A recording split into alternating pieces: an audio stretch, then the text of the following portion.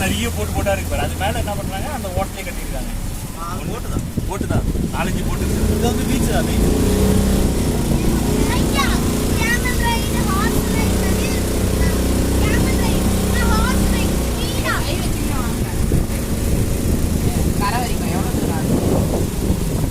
அப்படியே மாமா காலை பிடிக்கலாம். அப்படியே மாமா காலை பிடிச்சி தூக்கிடலாம். அவர் காலை கையை உள்ள வச்சுங்கப்பா. இதோட எல்லாம் இதெல்லாம் இடிச்சு போறோம் பக்கத்துல போட்ல. கை உள்ள வச்சுங்க வரையா.